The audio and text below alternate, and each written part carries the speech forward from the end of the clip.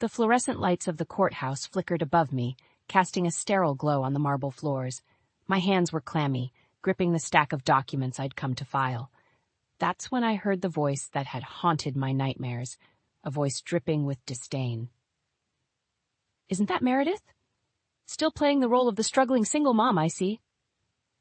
Derek's words cut through the air, his smirk visible even from a distance. Clara, his new wife, stood beside him, her makeup perfect, her laugh a tinkling bell that grated on my nerves. "Oh, Derek, you're too kind. Struggling? She looks downright pitiful." Their laughter echoed off the walls, a sound so familiar yet so foreign now. I turned to face them, my heart pounding, but my voice steady. "Struggling? Hardly. I've moved past that thanks to the divorce."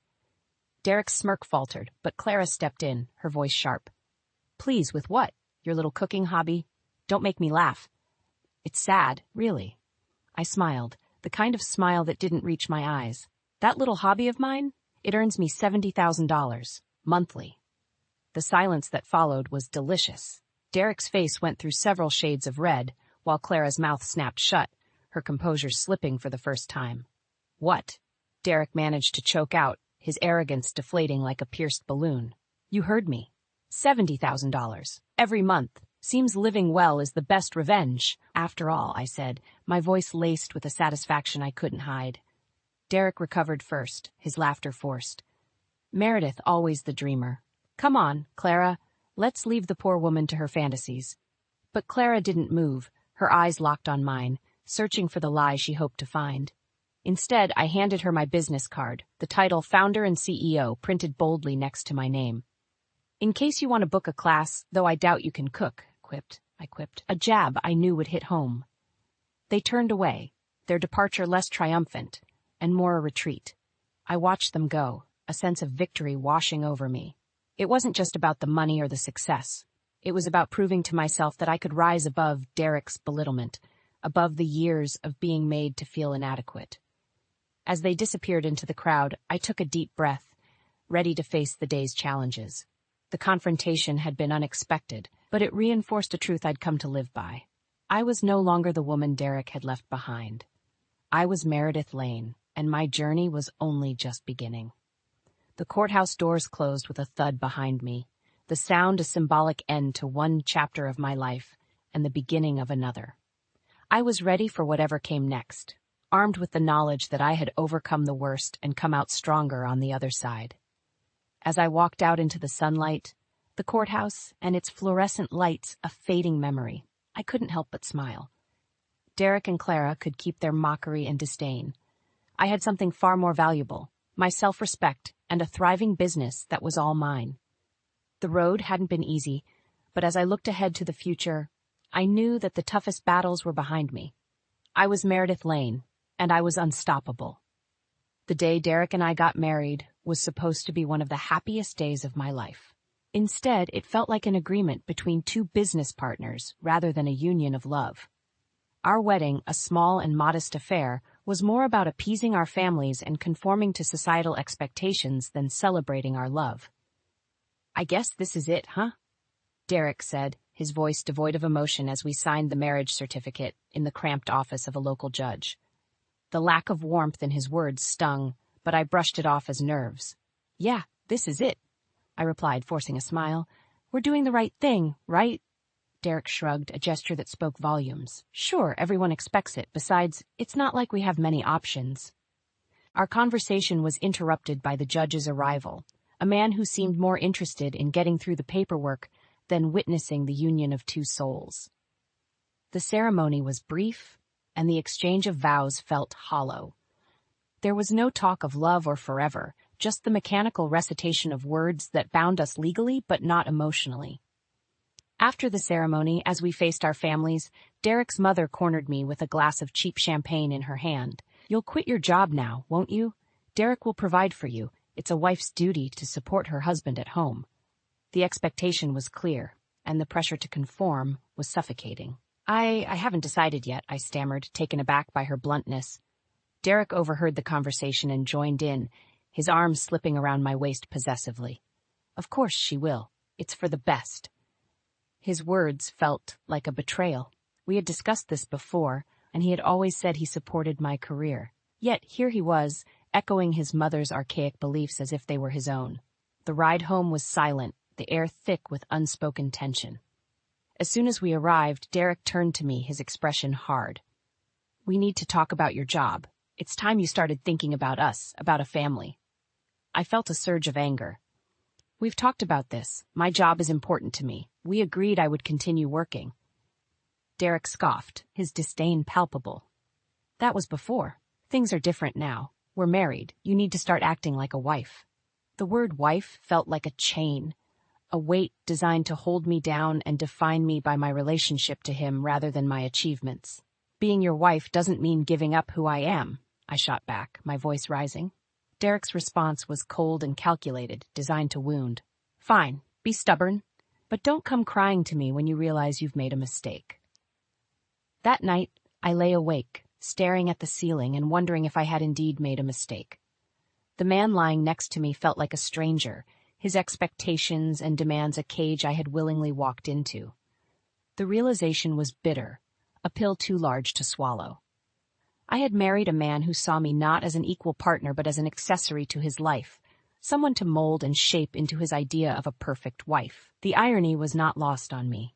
In my attempt to fulfill my perceived duties, I had lost sight of my own identity. It was a harsh lesson, one that marked the beginning of a long and arduous journey. But it was also the first step towards the realization that I deserved more, that I was more. And it was this realization that would eventually lead me to reclaim my life, my independence, and my self-worth. But at that moment, all I felt was a profound sense of loss. For the dreams I had sacrificed at the altar of marriage, and for the woman I had allowed myself to become. The years that followed our wedding were a blur of unmet expectations and growing resentment. Derek's true colors revealed themselves gradually, like a slow poison that I unwittingly ingested daily. Our home became a battleground, with every conversation turning into a conflict over my role as his wife and my suppressed desires for personal fulfillment. One evening, as we sat across from each other at our modest dining table, the silence between us a stark contrast to the noisy clatter of our cheap cutlery, Derek broached the subject I had been dreading. "When are we going to talk about you quitting your job? It's time you focused on starting a family," Derek said, his tone casual, as if he were discussing the weather. I put down my fork, my appetite lost. "Derek, we've been over this. Why can't you understand that my career is important to me?" He laughed, a sound that was both dismissive and derisive. "Important? Meredith, be realistic. You're a woman. Your place is at home, taking care of your husband and children, not in an office." I felt my cheeks flush with anger. "My place is wherever I choose it to be. Why can't you support me the way I've supported you?" Derek's face hardened. "Because you're my wife, not some independent woman who can do as she pleases. I didn't marry you so you could abandon your duties for some job." The word duties felt like a slap in the face. "So my only value to you is a housewife? Is that it?" He shrugged, as if the answer was obvious. "It's not just me, Meredith. Society expects it. My mother expects it. I expect it." I stood up, pushing my chair back with a screech. "Well, maybe your expectations are the problem, not me." Derek stood as well, his height towering over me, his voice rising. "You're being selfish, Meredith. It's not just about what you want. What about what I want? What about what's best for us?" "Us," I echoed, incredulous. "There is no us, Derek. There's just you and your archaic beliefs.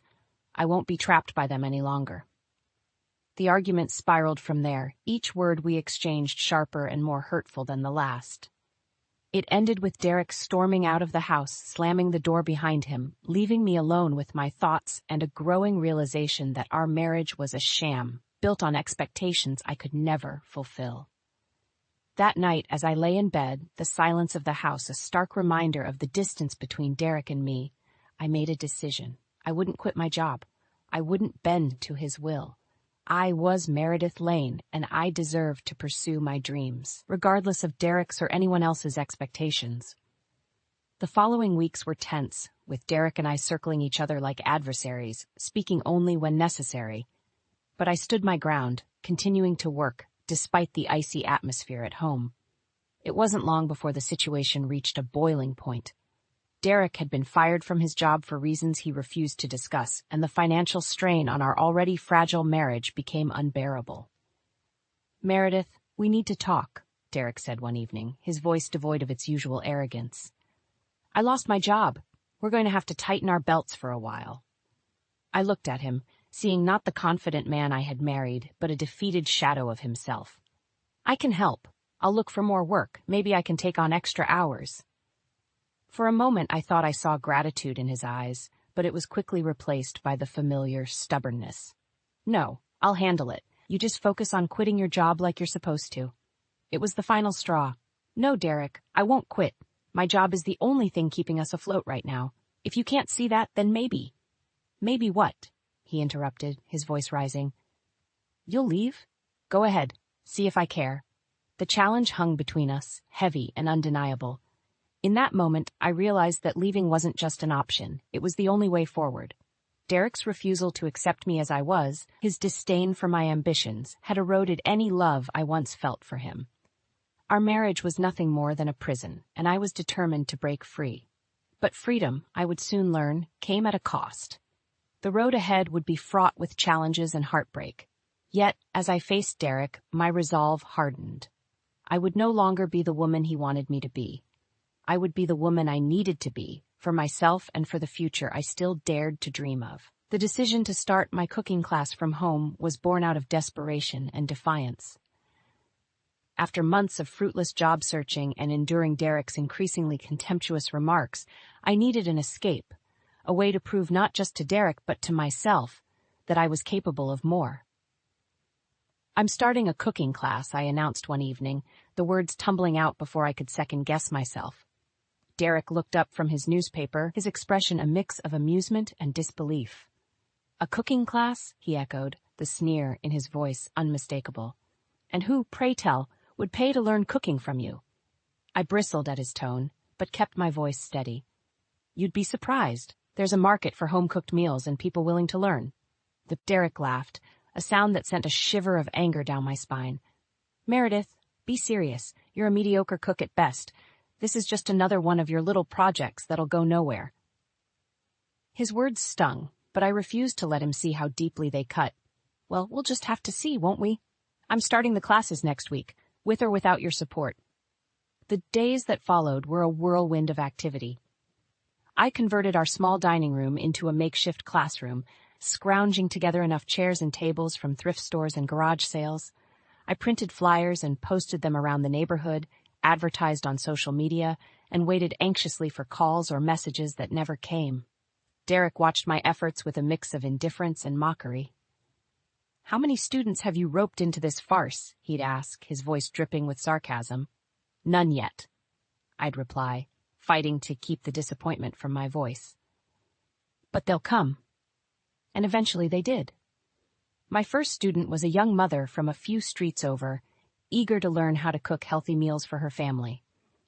She was followed by a retired man looking to occupy his time, and a college student tired of fast food. They were few, but they were a start. The classes were a success. My students were engaged, asking questions, laughing at their mistakes, and reveling in their successes. For a few hours each week, our home was filled with the warmth and joy of shared endeavor, a stark contrast to the coldness that had settled between Derek and me. Yet Derek remained unimpressed. "A few hobbyists don't make a business, Meredith. When are you going to give up this charade and admit I was right?" I wiped my hands on my apron, facing him with a calm I didn't feel. "This charade, as you call it, is the best thing I've done in years. I'm not giving up on it, Derek. Not now. Not ever." His response was a derisive snort. "We'll see how long that lasts when you're still scraping by, trying to make ends meet. This cooking class of yours is nothing but a pipe dream." But it wasn't a pipe dream. With each class, I grew more confident, more skilled. Word of mouth began to spread, and slowly my schedule filled with students. I started a blog to share recipes and cooking tips, which attracted even more attention. Derek watched my growing success with a mixture of resentment and disbelief. The more the classes thrived, the more our marriage withered. We were two strangers living under the same roof, connected only by our shared disdain and the remnants of a relationship long dead. It was during one of my classes, laughter and the scent of fresh herbs filling the air, that I realized I had outgrown the life I had with Derek. My cooking class, once a desperate attempt to assert my independence, had become my lifeline, a way to rediscover my passion, my confidence, and my self-worth. As I watched my students savor the dishes they had created, I knew that no matter what Derek said or did, he could no longer hurt me. I had found something that was mine alone, something he could never take away. The realization was liberating, a release from the years of oppression and self-doubt. Derek could keep his scorn and his insults. I had my cooking class, my students, and a future filled with possibilities, and as I looked ahead to that future, I knew that the best revenge wasn't proving Derek wrong. It was proving to myself that I was right. I was Meredith Lane, and I was finally, truly free. The unraveling of my marriage to Derek reached its climax on a day that started like any other. The tension in our home had become the norm, a silent war waged with cold glances and minimal words. Yet beneath the surface a storm was brewing, a storm that would wash away the last remnants of our union. It was Lily, our sweet and observant daughter, who unwittingly lit the fuse. "Mom, I saw Dad in the park today," she said innocently as she set her school bag down. "He was with someone." Her words stopped me in my tracks, a pot of pasta forgotten on the stove. "With someone?" I echoed, my heart starting to race. Lily nodded, her brow furrowed in confusion. "Yeah, a woman. They looked really close. Is Dad working on a new project or something?" 1,000 thoughts raced through my mind, each more unsettling than the last. Derek's late nights, his guarded behavior with his phone, the gradual distancing, it all clicked into place, forming a picture I had refused to see. "No, Lily, not a project," I said softly, the weight of realization pressing down on me. That evening, I confronted Derek, armed with the innocence of Lily's observation and the strength of my newfound resolve. "Who is she, Derek?" I demanded, the evidence of his betrayal heavy in my heart. Derek's reaction was a cocktail of emotions, surprise, guilt, and then anger. "What are you talking about, Meredith?" he spat, his composure slipping. "The woman you've been seeing. Our daughter saw you," I pressed, my voice steady despite the turmoil inside. For a moment Derek wavered, the facade of the devoted husband crumbling before my eyes. Then defiance replaced guilt. "So what if I have? It's not like you've been a wife to me in any real sense." His words were a slap, his betrayal a wound that cut deep. "A wife to you? Is that what you call someone you demean and belittle at every turn?" I retorted, my own anger rising. Derek laughed, a cold, harsh sound. "Please, Meredith, you've been nothing but a nuisance, a thorn in my side. I should have left years ago." "And yet, here you are," I shot back, my resolve hardening. "You know what, Derek? I want a divorce." The word hung between us, a declaration of war and liberation all at once. Derek's face went through a gamut of emotions, shock, disbelief, and then a cruel smile. "A divorce, huh? Fine, but don't think you'll walk away from this with anything. I'll make sure you're left with nothing," he threatened, his voice laced with venom. "I don't want your money, Derek. I want my freedom. And I'll have it, with or without your consent," I declared, the chains of our toxic marriage finally breaking. The days that followed were a blur of legal documents and tense exchanges. Derek fought the divorce with a ferocity that was both vindictive and pathetic, but I stood my ground, bolstered by the support of friends and the small but thriving community I had built around my cooking classes. In the end, the divorce was granted, a bitter victory that left me both relieved and exhausted. Derek's parting words were a promise of revenge, a vow to see me fail without him. But as I watched him leave our home for the last time, a sense of peace settled over me. I had survived Derek's contempt, his betrayal, and his attempts to diminish me. I was free to build a life that was mine alone, free to pursue my dreams without the weight of his expectations dragging me down. As I turned to face the future, I knew the road ahead would be challenging, but for the first time in years, I felt truly alive, ready to face whatever came with courage and a heart full of hope. Derek had underestimated me, as had many before him, but I was Meredith Lane, and I was just getting started. The aftermath of the divorce was a testament to the resilience of the human spirit. I poured my energy into my cooking classes, transforming my small venture into a beacon of success that drew attention far beyond our local community. As my reputation grew, so did my business, blossoming into a thriving enterprise that became my source of strength and independence. It was during this period of growth that Derek made his inevitable return, not with an olive branch, but with envy and resentment in his heart. He came under the guise of picking up some of his remaining belongings, but his true motive quickly became apparent. "Meredith, I see your little hobby has turned into something more," he said, his voice dripping with disdain as he glanced around the now professionally equipped kitchen where I held my classes. "It's more than a hobby, Derek. It's a successful business," I corrected him, refusing to let his belittlement affect me. He scoffed, running his finger along the countertop as if searching for dust. "A business? Please, it's just cooking. Don't fool yourself into thinking you're some kind of entrepreneur." The old me might have crumbled under his scorn, but I had grown too much to let his words cut me. "Well, this just cooking has provided me and Lily with a comfortable life, one that doesn't include you." Derek's eyes narrowed, a flash of anger crossing his features before he regained his composure. "Don't get too comfortable, Meredith. We both know you're nothing without me. This success, it's just a fluke." I smiled, not out of amusement, but out of pity. "I'm doing just fine without you, Derek. Better than fine, actually. And as for being nothing without you, I think I've proven that's not the case." His jaw clenched, and for a moment I thought he might lash out. But instead, he turned away, his pride wounded. "You'll see, Meredith. You and your little cooking class will come crashing down, and when it does, don't expect me to be there to pick up the pieces." But the fall Derek predicted never came. Instead, my business flourished, growing in ways I had never imagined.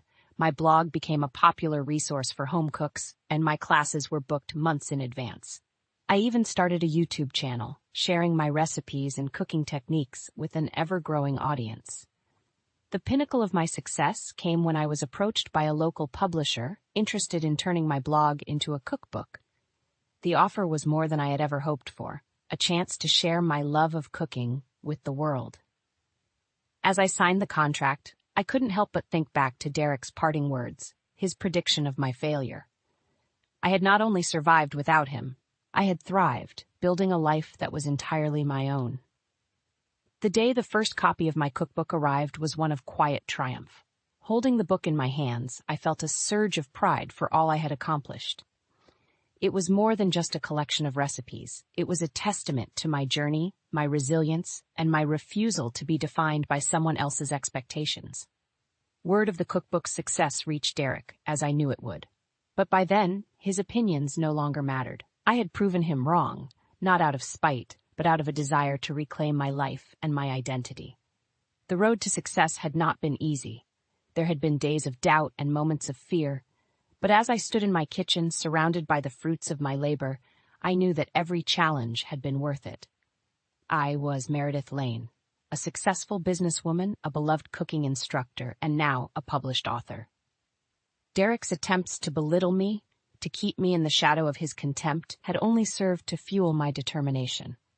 As I looked to the future, I did so with a sense of hope and excitement. There were more recipes to create, more classes to teach, and more dreams to pursue. Derek had become a distant memory, a reminder of a life I had outgrown. I had risen from the ashes of our failed marriage, and in doing so, I had found not just success, but a deeper sense of self-worth and fulfillment. The best revenge, I realized, wasn't proving Derek wrong. It was living my best life on my terms, and that was exactly what I intended to do. The culmination of my journey wasn't marked by grand gestures or dramatic confrontations, but by the quiet satisfaction of personal triumph. My cookbook was not only a bestseller, but also a catalyst for change in the lives of those who read it. It was a symbol of what could be achieved with determination, passion, and a refusal to be defined by others. Yet, the true testament to my success came unexpectedly, on an ordinary Tuesday afternoon. Derek appeared at my doorstep, a sight I hadn't expected or wanted to see again. His presence was a stark contrast to the life I had built, a reminder of a past I had long since moved beyond. "Meredith, I need to talk to you," Derek stammered, his usual confidence nowhere to be seen. He looked diminished, his eyes avoiding mine. I hesitated, the memories of our past battles flashing before my eyes. "What is it, Derek? What could you possibly have to say to me now?" It's about the cookbook, he began, his voice faltering. I've seen what you've accomplished, and I was wrong.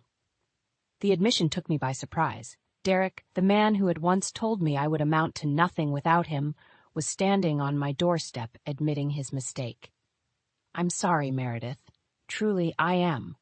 I never should have doubted you, he continued, his eyes finally meeting mine. You've done something incredible, and I just wanted to say that I'm sorry for everything. The apology, sincere as it might have been, didn't erase the years of pain and struggle. But standing there, looking at the man I had once loved, I realized I no longer harbored any resentment. His words couldn't change the past, but they offered a closure I hadn't realized I needed. Thank you, Derek, I said, my voice steady. Your apology means more than you know. But I've moved on. I've built a life that I'm proud of, one that's mine and mine alone. Derek nodded, a look of understanding crossing his face. I can see that, and I'm happy for you, Meredith. I truly am. As he turned to leave, a sense of peace settled over me. Derek's apology had closed the final chapter of our shared history, allowing me to look to the future with an even lighter heart. In the years that followed, my business continued to grow, branching into new ventures and reaching new heights. My story, once marked by struggle and defiance, had become one of inspiration, a reminder that it's never too late to change the course of your life. Lily, now a young woman with dreams of her own, looked to me not just as her mother, but as a role model. Mom, you're amazing, she'd say, her eyes bright with admiration. You've shown me that anything is possible if you believe in yourself. Her words were the greatest reward, a sign that my journey had not just transformed my life, but had also paved the way for her to chase her own dreams without fear or hesitation. As I sat down to write my next cookbook, I reflected on the path that had led me to this moment. The pain, the struggle, and the triumph, it had all been part of a journey that had made me who I was. I was Meredith Lane, a woman who had faced her fears, fought for her dreams, and emerged victorious. My story was a testament to the power of resilience, a message of hope to anyone who had ever been told they weren't enough. In the end, the best revenge wasn't about proving my doubters wrong. It was about proving to myself that I was capable of overcoming any obstacle, that I could build a life filled with joy, success, and fulfillment. And as I wrote the first words of my new cookbook, I knew that this was just the beginning. There were more stories to tell, more dreams to pursue, and a future that was mine for the taking. The end of my marriage to Derek had been the start of a new chapter, one filled with possibilities and promise. I had not just survived, I had thrived. And in doing so, I had found not just success, but a deeper, more profound happiness. This was not the end of my story, but the start of a new adventure, one that I embraced with open arms and a heart full of gratitude. The road ahead was unwritten, a blank page waiting to be filled with the next chapter of my life, a life that was truly, wonderfully mine.